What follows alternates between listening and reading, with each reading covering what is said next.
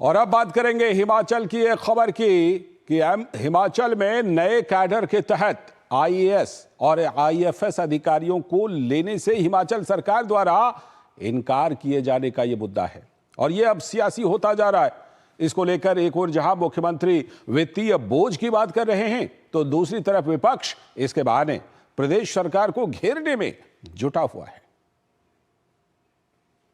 हिमाचल की सुक्खू सरकार ने केंद्र सरकार से आईएएस और आईपीएस अधिकारियों को लेने से इनकार कर दिया है। इसके पीछे वजह बताई जा रही है कि सरकार का राजस्व और सरकार के पास फंड्स इतने नहीं है कि इसका खर्चा सरकार वहन कर सके। लेकिन इसे लेकर नेता विपक्ष जयराम ठाकुर और पूरा विपक्ष सरकार को घेरने में एक तरह से जुट गया है।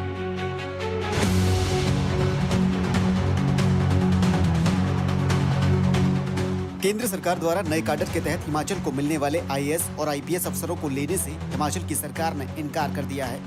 मुख्यमंत्री सुखविंदर सिंह सुक्खू ने इसके पीछे एक बार फिर राज्य के आर्थिक हालात को वजह बताया है। सीएम ने कहा कि हिमाचल जैसे छोटे राज्य के लिए 153 आईएएस अधिकारी रखना उचित नहीं है। उन्होंने कहा कि राज्य सरकार 115 आईएफएस अधिकारियों की संख्या भी कम करना चाहती है।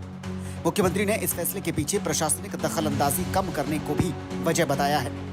राज्य सरकार लोगों के जीवन स्तर को बेहतर बनाने का प्रयास किए जाने के भी मुख्यमंत्री ने दावे किए हैं।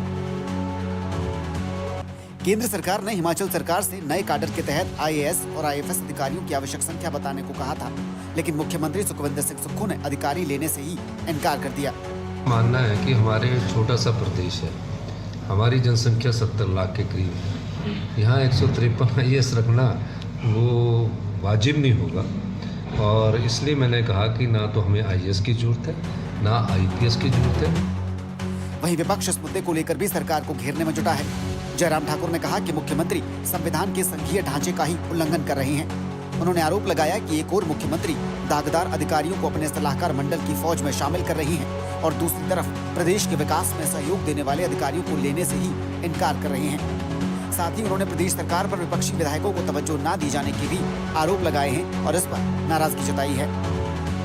हिमाचल प्रदेश में वर्तमान में स्थिति हो गई है, विधायकों के ऊपर मामले दर्ज हुए पड़े हैं। 8-8 घंटे उन विधायकों को बुला करके बिठाया जाता है, प्रताड़ित किया जाता है। विधायकों के परिवारों के खिलाफ जो है मामले दर्ज हुए पड़े हैं। आईएएस या आईपीएस अधिकारियों की भर्ती और ट्रेनिंग के बाद उन्हें उनके स्टेट कैडर में भेजा जाता है। इससे पहले कई बार ये अधिकारी भारत सरकार के विभिन्न मंत्रालयों में सहायक सचिवों के रूप में भी नियुक्त किए जा सकते हैं। राज्य स्तर पर आईएएस अधिकारियों का कैरियर वास्तव में जिला स्तर पर नियुक्ति के साथ ही शुरू होता है, लेकिन हिमाचल सरकार द्वारा अधिकारी न लेने का फैसला अब चर्चा का विषय बनने लगा है। तो इस पूरे मामले पर राजनीति तेज हो गई है। एक तरफ जयराम ठाकुर इसे संघीय ढांचे का उल्लंघन बता रहे हैं, व्यवस्था परिवर्तन के नाम पर सुक्खू सरकार का गलत फैसला बता रहे हैं, तो दूसरी तरफ सरकार इसके पीछे भी एक तरह से इनडायरेक्टली वित्तीय संकट का ही हवाला देती नजर आ रही है।